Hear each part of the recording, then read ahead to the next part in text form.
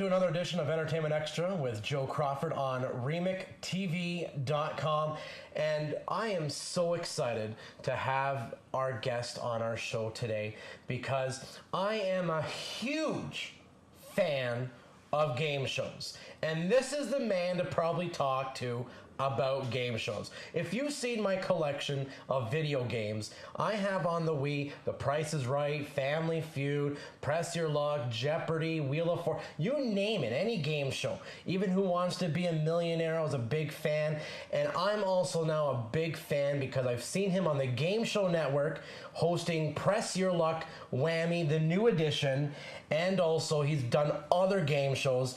Welcoming into the studio, Mr. Todd Newton. Hello, sir. How are you? Hey, Joe. Thank you very much for that introduction, man. I'm fantastic. It's great to be here with you. I love what you guys do. Great site. Well, thank you very much, and I'm very honored to have you on as a guest. And when we were off air, I told you I had goosebumps. I still have goosebumps talking to you because you, sir, are like the game show host king, I would like to say. Yeah. Because you've done Family Game Night, Instant Power Millionaire, you've also done Hollywood Showdown, Press Your Luck, Wham, and then you're also the voiceover guy, that's the guy I play to on my Wii, on the video game. You are totally, totally amazing, and you actually get to live, I think, the dream, I believe so, the dream job, because it's not on TV, it's on stage, but you host the Price is Right live stage show. Well, yeah, you're right. I mean, and I appreciate all of that. I'll be honest with you, Joe. If I wasn't enjoying a career as a game show host, I would probably be living on the street because I'm not equipped, trained, or desiring of or for any other type of career. I knew as a very young boy that this is what I wanted to do with my life, and I wasn't, I didn't have the vision narrowed down to game show host, but I knew I wanted it to be on television, and that I didn't want to be an actor, Right. But I grew up watching 3 or 4 very influential people. Bob Barker, of course, who I'm very proud to say is my mentor and has done so much for me over the years. Johnny Carson, Dick Clark, Richard Dawson, people like that really shaped me at a very young age, and I think it's because of their influences and from having 2 great parents who never told me I was crazy when I wanted to try something new career-wise, and who never forced me in any particular direction. I think that's why I'm here, and I feel every day as if I'm just getting started. So that is awesome. And with hosting the Price is Right live stage show, it's in its 5th year, correct? Well, it's in its 5th year in Las Vegas, but right. We've been traveling with the show for 10 years. I mean, right now we're here in Fort Myers, Florida, at a wonderful casino called Immokalee, and we're doing 4 days a week, 5 shows a week, and we started this show 10 years ago in a tiny little theater in Reno, Nevada, a very cool room where Sammy Davis Jr. used to play. And what started off as just a 1 or 2 week run to give people the opportunity to play their favorite pricing games that otherwise might not get to because they can't get to Hollywood or whatever, has turned into just basically a phenomenon. I mean, we're one of the most popular shows on the casino circuit, and over the past 10 years, we've played everywhere from San Diego, California, to Atlantic City, New Jersey, down to Florida, up to Vancouver, Canada. When we finish up here in Florida, we go to Windsor, Canada, and just many more great dates already on the books for 2012. So this is just an incredible show, and when we're not shooting, when I'm not shooting a show, or when one of the other guys on the crew isn't working on one of the shows that they work on, we get to keep our skills sharp, and we get to entertain 800 people a night playing the greatest game show in television history. it's an unreal opportunity. We're all so grateful for it. Well, that is awesome. You can check out the website Todd Newton Online of where the dates are. Right now, they're in Florida near Fort Myers down there. And again, yes, you're coming up to Canada here in Windsor at the end of June. And for more future dates, go to toddnewtononline.com. Now, I don't want to get too much into the prices. I want to talk about a whole bunch of more other things too. But before I go on, is the Price is Right on stage kind of the same dealing as on TV for people like who can't make it to Hollywood, California? The same type of prizes, same type of games, like? That's right. We were creative. I mean, obviously, we're owned by Fremantle Media. We're produced by the same people that do the TV show. The people that build our sets have built the sets for the TV show. We do use some of the same pieces that have been used on the TV show in the past. All of your favorite pricing games from the TV show are in our show. We rotate them in and out, to keep it fresh. But the ones that you would hope to be there are most certainly there. No one ever leaves disappointed. Nice. The big wheel is there, of course, the beautiful models, the showcase at the end of the show, and the opportunity to win the same prizes that you see on television. But because it's a live stage show, we tweak it up a little bit so that more people have the opportunity to come down to contestants row, more people have the opportunity to get involved, and more people have the opportunity to experience what it's like to be on that stage underneath the lights and in front of the screaming audience. And man, we just have a great time. Great time. Awesome. Favorite Price is Right game for you?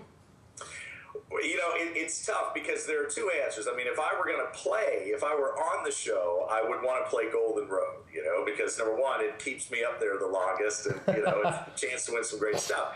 But as the host of The Price is Right Live, I love when the doors open and people see the Plinko board. Nice. It's like being in a popular rock band and playing the first chord of your biggest hit. As soon as you hit that first chord, the audience goes crazy. And when you're a born performer and a showman and a borderline carnival freak like I am, to hear the audience scream is the greatest thrill. Awesome. Now, I just want to go back a few years ago. Were you possibly in the running to host when Bob Barker, we mentioned Bob Barker is your mentor and has been for many years. Were you possibly in the running to be the next host on The Price is Right? And now Drew Carey does it. Your thoughts on Drew Carey?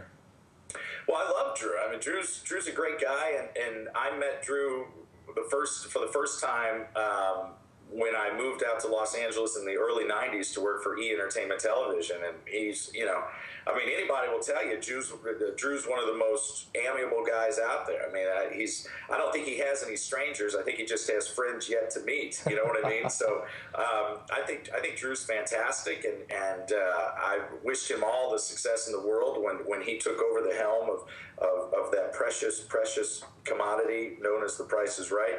To answer your question, I mean, I was given the opportunity to do an audition on the stage in front of a live audience, and man, what a thrill that was, and I've never been more prepared or ready for anything in my life. I don't think that anyone who auditioned for the show was more prepared or more passionate about it than I was, and I say that in the same way I would say if I were going to audition for some other project that somebody else had wanted all their lives, or thought of all their lives.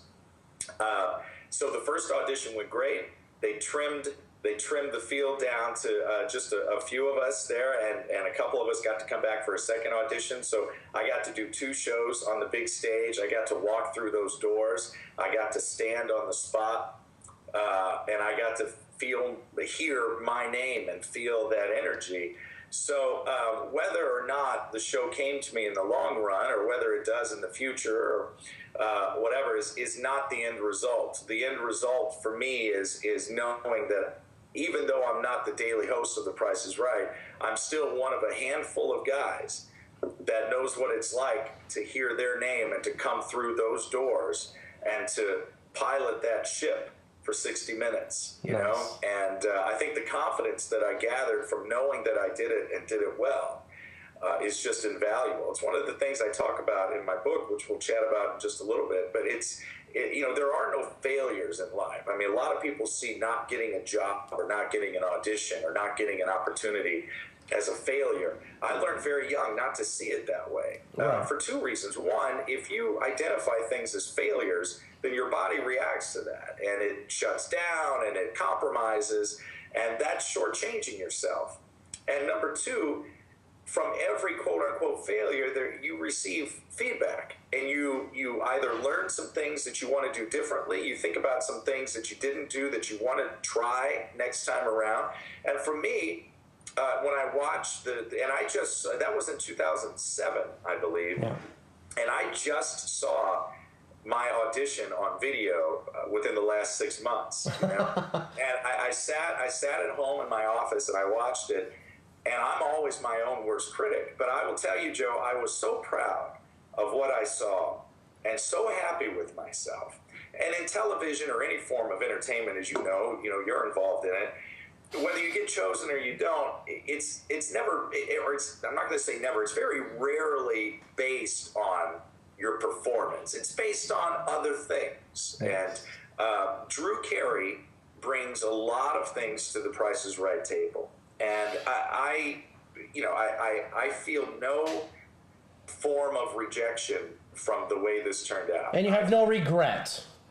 I have no regrets, absolutely not. I feel so grateful for being able to be there and to know that when the history books are written 100 years from now, Todd Newton will still be one of the few names that was right up there to take over for the greatest game show host that will ever live. And man, you can't ask for short of getting the job, you can't really ask for much more than that. No, that's awesome. What got you into the passion of loving game shows? Have you always watched game shows all your life? Like you mentioned, you've Richard Dawson and Bob Barker is a couple, because Richard Dawson did. People don't know who he was, the host of Family Feud back, maybe about in the 80s, I think it was, in the early 90s. But did you always have a passion growing up? Because not only The Price is Right, you've hosted the Whammy, Press Your Luck to 2010, the new edition, and like I said, the Family Game Night and everything. Always a passion, or? Not always a passion, because I reserve that word for very, very rare instances. It's one of the words I use in my seminars, so I'm very careful to use it too freely. Always a very, very big fan. When I was 13 years old, I struck a deal with my mom and dad that I could do my homework with the radio on up in my room. And I never had a problem with it because I never cared about the music. I was never interested in music. I was fascinated by the voices that came in between the songs. Right. I wanted to be a DJ. And in my career, the radio has led to television, and television has led to great things. But in 1999, I was doing a shoot for E! Entertainment over in Spain. We were in Barcelona. And I had a message in my hotel room. This was long before agents or before world phones, where you could just call somebody anywhere in the world. Yeah. I had a message in my hotel room to call my agent, and I called her, and she said, listen, I would never do this, but I would love for you to come home a day or two early because there's an audition that I'd like for you to go on. And, so I flew home, and it was the audition for Hollywood Showdown. And I had never done a game show up to that point. And Hollywood Showdown was an amazing show to do, but it was Sandy Stewart that drew me to that show. And Sandy's the creator, and obviously the son of the late Bob Stewart, and the Stewart family responsible for the original Price is Right and Password and To Tell the Truth, game show royalty here. And I just had an instant connection with Sandy, an instant rapport. And I'm very guilty of not taking advice or critique from too many people. If I'm going to take your words of wisdom and incorporate them into my life or my performance, I better respect you, and you better have done something that really turns me on. And Sandy certainly had done that. And plus, we just struck up a friendship, and I learned so much from him in the 2 seasons we did, 130 episodes of Hollywood Showdown. But along with that, it didn't take me very long to realize that being on a game show set was where I needed to be. It incorporated a lot of my favorite things about the entertainment industry. First of all, the live studio audience, the live feel of a game show. With a game show, unless something horrible happens, you don't stop and do it again. No. It's not like a sitcom or a soap opera where you can do take after take after take. You're playing a game, and the results have to be real. So I enjoyed that. And quite frankly, Joe, I enjoy standing next to somebody when they win a life-changing sum of money, or a new car that will help them get to work every day, or drive their kids to school every day. With that said and done, have you ever had any broken body parts? I will tell you, I do believe that I've had more sprained ribs than any other game show. The funny thing is, I watch a lot of clips of the guys, that blazed the trail for me. The Richard Dawsons and the Bobs, and man, you go all the way back, to the Gene Rayburn's, and all the greats. Chuck Barris is another favorite of mine. Yeah. Chuck Barris gave me one of the greatest compliments I've ever had. By the way, Chuck Barris, I met him at the premiere of his film Confessions of a Dangerous Mind. Okay. Chuck Woolery and Mark L. Wahlberg and Kennedy and I all went together. Mark Summers, I believe. And we all just had a great time. And Chuck Barris pulled me aside and shook my hand. And he goes, you got into this industry 30 years too late. Aww. And I said, what do you mean? He goes, if you'd have been around when I was around, he goes, no one would have ever heard of me. And I thought that was probably the greatest thing that he could say to a guy that he'd never met before, And the fact that this mind who created the dating game and the Gong Show, has just sat down and watched me long enough to form an opinion, good or bad, means a lot. But the fact that on his big night, his first movie premiere, he took the time to say that to me. And he may have said it to Mark Summers and Mark Wahlberg and Kennedy and Woolery too. I don't know. But that makes me want to call him an ass now that I'm bringing it up. The fact that he said that just let me know that I was doing the right thing with my life. And I'm 6'3", 215 pounds, man. So it's not easy for people to pick me up and spin me around, but they do, and the fact that they feel comfortable doing it lets me know that I'm doing something right. And there you go. The adrenaline rush makes them pick you up there. Just as sore as I am, the next to me from it. I can take a fall, right? There you go. Todd Newton, the host of The Price is Right live stage show, joining us here on REMIC TV. And right now he's in just outside of Fort Myers in Florida. Go to toddnewtononline.com to see where he'll be next. At the end of June, he'll be up here in Casino Windsor and going to be doing the stage show of The Price is Right, where you may possibly could win yourself a brand new car with Todd Newton. Todd, now along with game shows, you do a lot of different other things, and I never even knew this about you because I just found out when I just researched you on your website, but you're also a keynote speaker. But also another thing that interests me, because I've worked with some of them, and apparently I'm very easy to be put under, is a hypnotist. Yeah. Whatever got you to becoming a hypnotist? I tell you, I believe in parlaying one thing into another, Joe. How the hypnosis thing came along, I really don't know. The answer, quite honestly, is people started giving me a lot of money to do it. That's the answer. But the television spawned this speaking career that I enjoy very, very much. For many years, when I was with the entertainment television, I'd have the opportunity to speak at different events around the country for some wonderful groups. And for the first 3 or 4 years, I would just talk about my career and funny stories that happened on the red carpet of the Academy Awards or things like that. But then that started to stale for me. It started to just feel old. And although the audiences were new, for me it just felt old. And if I'm not enjoying it, I know that eventually the audience isn't going to enjoy it. So I knew it was time to either ditch this or or improve it. And I decided that I really enjoyed the keynote speaking, and I wanted to really become a force to be reckoned with in that industry. So I started looking at what some of the great speakers were doing. What were they speaking on, and what were they commanding as far as speaker fees, and how were they getting booked, and who were they speaking for, and things like this.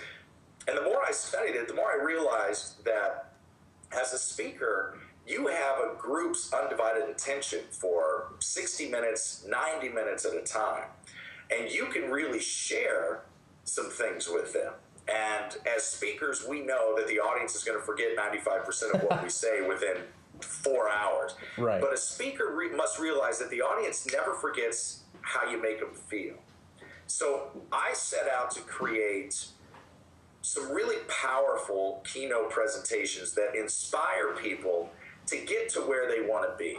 You know, I like to call myself the contemporary twist on the classic motivational speaker. You know, the greats, the Tony Robbins and the Jim Rohns and the John C. Maxwells, these guys are fantastic speakers, and man, they've changed so many lives.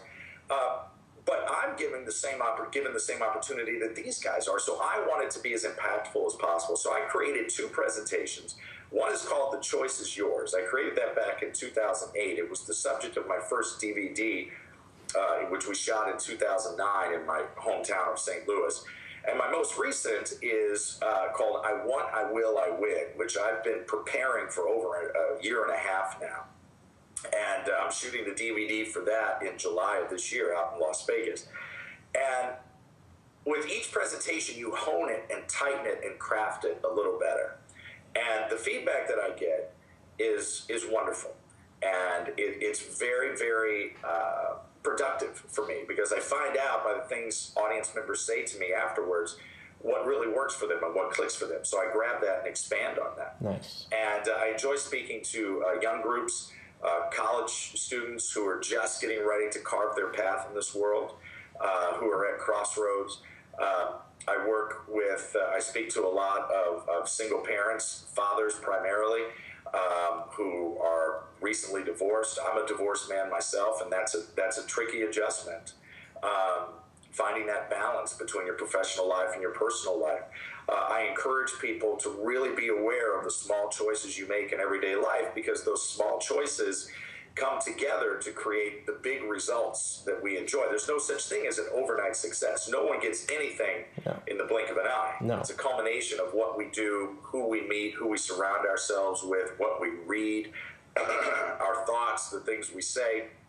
So I really, really enjoy that. And one thing that I came across when I was studying the greats in this industry is that a lot of them are masters of what's called conversational hypnosis, which means they use not only the choice of words, but also the tonality, their inflection, their pauses, to really drive a point home. So I studied it.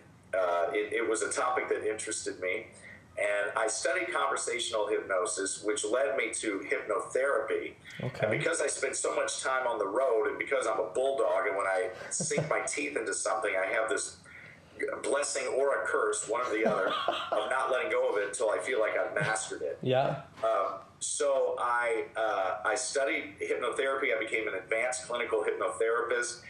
And I realized I'm never going to work with clients one-on-one. No. You know, I recorded a couple of CDs, which are also available on my website, audio downloads, to help people manage their weight, to help them stop smoking, to help them build confidence. Manage weight over here. And to help them reduce the stress in their lives. And all these programs, they've sold really well over the past couple of years, because, you know, it's less than $9 for a program that you download right onto your phone or your iPod or your computer and you own for the rest of your life. I'm not interested in charging people each time they use it. I want you to take it, I want you to own it, and I want it to work for you. That's why I created it. Yeah. But they're all available on my website. And that's about as far as I go in the hypnotherapy. But being the showman that I am, and having this sick bug inside of me that needs to be up on a stage, I thought, hey, you know, why don't I create a hypnosis show around this. And a good friend of mine in Vegas, Anthony Cools, who's a Canadian, does it better than anyone else. So, I kind of talked to him about it, and I sought out a mentor, this great guy in London by the name of Jonathan Chase. I went over to London for a couple weeks and shacked up with Jonathan, and he taught me everything I know, not everything he knows, I'm sure. And we created a show that's different from any other stage hypnosis show because it incorporates my television career into it. We have the Hypno Game Show, we have the Hypno Talk Show, we have the Hypno Red Carpet. Nobody else can do that because no one else has done it in their career. So it's a lot of fun, and I do about 20, 25 dates a year on that, and we do colleges and corporate functions, the occasional casino. But it's one of those things that's just great. I have a great manager that handles that, and when he calls me with the show that he's booked, it's kind of a surprise out of the blue, because I'm so focused on TV and the Price Live show and the speaking that is just gravy on the cake, it's gravy on the cake.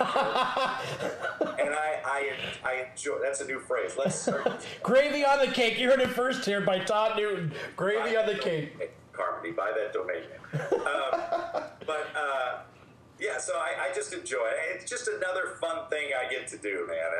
I dig it. Well, that's amazing, and you're a well-rounded entertainer overall, and you seem to have almost done it all with being the host of game shows. Now we're going to talk a little bit about hosting the red carpets you've done on E. Most interesting person you've interviewed? Oh man! On the red carpet, or most memorable moment to you in mind? Yeah, I would guess. I'd have to ask you to be so gracious to allow me to. Sure. Because Bill Clinton, for one, not only because he was the president of the United States, and in my opinion, a very good president of the United States, but because he's got it. You hear about people who have that it factor, and he has the it. He personifies it, and Bill Clinton for a million reasons, and for many of the same reasons, Oprah Winfrey. Oh, nice. Just because they know what they're doing, and they're at the top of their game in every area of their lives, And the thing I like about Bill Clinton is he reached the top of the mountain, but it's still very, very clear to all of us that he's a real man with dealing with the things that real human beings deal with. And by the way, everyone deals with things. Yeah. Everyone deals with divorce or marital problems or family problems, personal issues. We all deal with those. And anybody who thinks that there are people out there who don't, you're walking through life with blinders on. Mm-hmm. And the fact that President Clinton's came to the forefront, to me, just kind of allows us to embrace him even more. And I respect him for that. Not only as a great president, but as a human being with good and bad traits. And people can judge however they want to judge, but anybody who's judging probably has more bad traits than good. That's kind of always been my thing. There you go. I try not to judge. I respect what he did for the country. I respect how he's treated me on the handful of occasions that I've met him. We're by no means friends or associates or even acquaintances, but he always treated me like a gentleman. And regardless of what was going on while he was commanding the free world, he still looked me in the eye. He gave me the double Clinton handshake where he takes your hand and your elbow, and I thought that was really cool. That was one of the memories that stuck with me. And the same with Oprah. She is a goddess and a queen of entertainment. And it's just Oprah. Period. Yeah. So those are probably my two standouts. Nice. Now, did Oprah ever yell out your name like she does on TV? Todd Newton. No, she didn't. I did get to kiss her on the cheek, and the second time, after I kissed her on the cheek the first time, I knew that I could probably kiss her on the cheek the second time, so I tilt my head just a little bit so I could get the corner of lip so I could say I got some Oprah lip. That used to be my move. I used to try to go for lips with as many of the famous women as I possibly could. So I love that lips tip. have touched some amazing lips. I love that tip. I'm going to try to use that when I go out there and interview the hot ladies. Nothing to lose, man. Nothing to lose.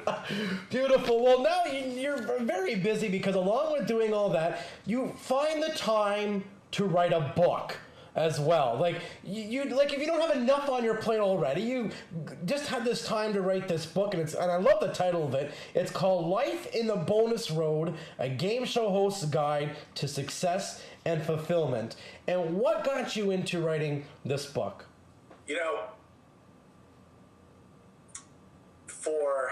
For 10 years, I have spent a minimum of 250 days away from home, and I never set out to do that.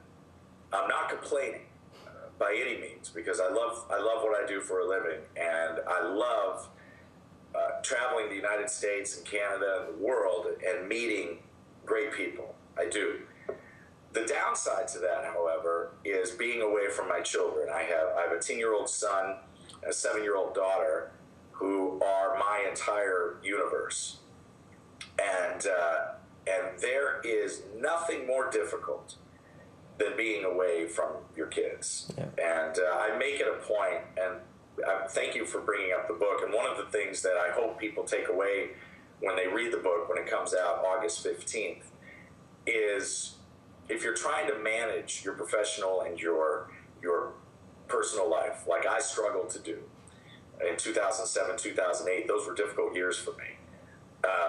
If you're trying to do that, there's a key. There's a gold nugget in this book that will help you, and I hope it helps you the way it helped me. It was given to me by former Vice President Al Gore. Because I could think of no other man who travels and spends more time away from his family than I was doing at the time than him. Mm-hmm. And we were both traveling the country speaking on climate change, giving the Inconvenient Truth presentation, for which he went on to win the Academy Award and the Nobel Peace Prize, deservedly so. But I realized for the first couple of years, I always thought, well, this can't be forever. A job this good, like The Price is Right Live, doesn't last forever. We were having so much fun with it. And thankfully, it is lasting and continuing and growing. And when I realized that, hey, this might be my life for a long time, I need to be as productive as possible. And I have a lot of friends who are musicians or actors or professional athletes who travel a lot, the way that I do. And there's a lot of trouble out there, for someone to get into. And some people find it, and some people dodge it like a bullet. And I dodge it.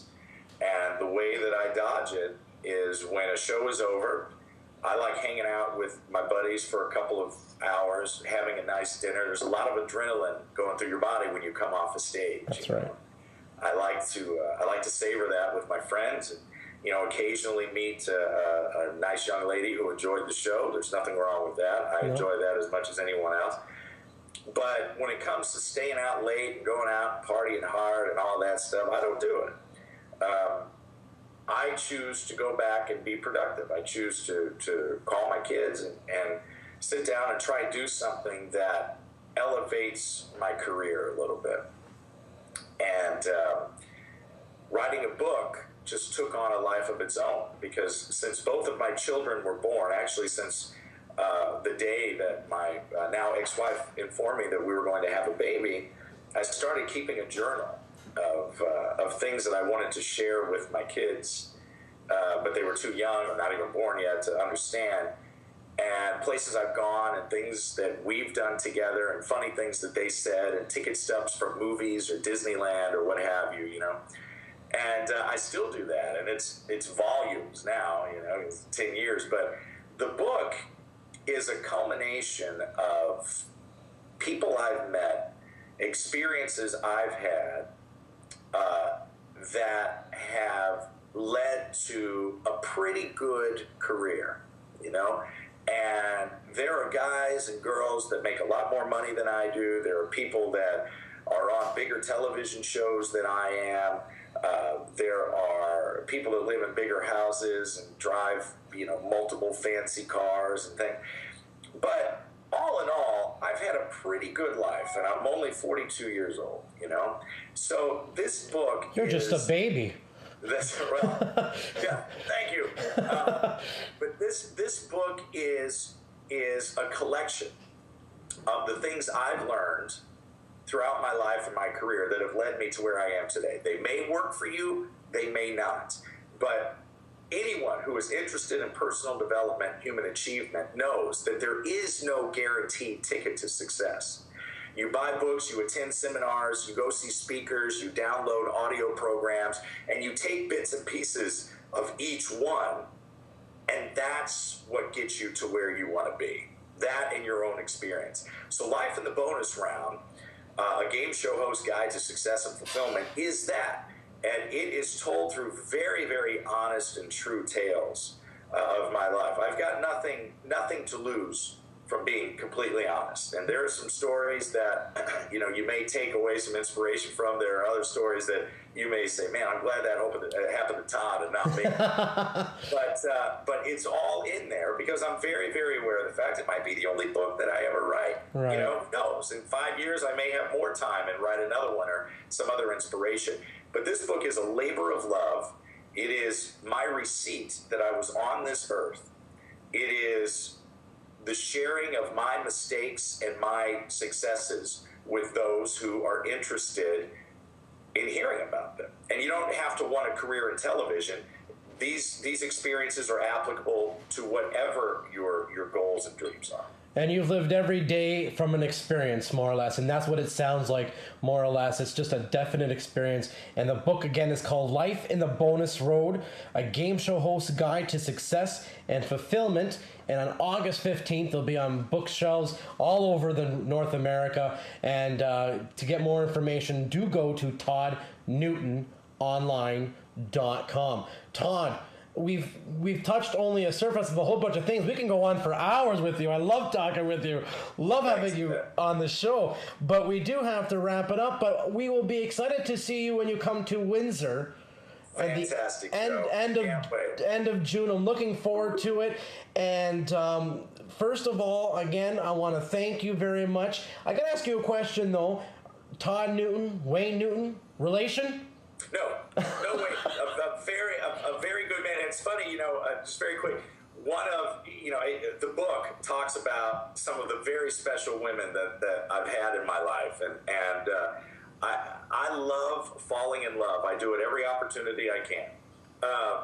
And one of the women who has meant the most to me in my life is a woman named Tricia, who we were together for almost 2 years, and she's Wayne Newton's sister-in-law. So we used to always joke about, man, if this continues on and results, you know, ends up in a marriage, you know, these two girls that grew up in Cleveland, Ohio, are both, you know, ended up with a couple of Vegas, you know, stage monkeys with the last name of Newton. But no relation, but a wonderful man. And Wayne, Trish, if you watch this, I'll see you in Vegas very soon. All right, awesome. Todd Newton on Entertainment Action with Joe Crawford on REMIC TV. Todd, again, thank you very much, and you're more than welcome to come on the show anytime. I love having you on. Joe, I'd love to come back, man. I appreciate all your kind words, and thank you very much for having me. All right, stick around because we have a lot more different types of shows all for you on REMICTV.com. Take care.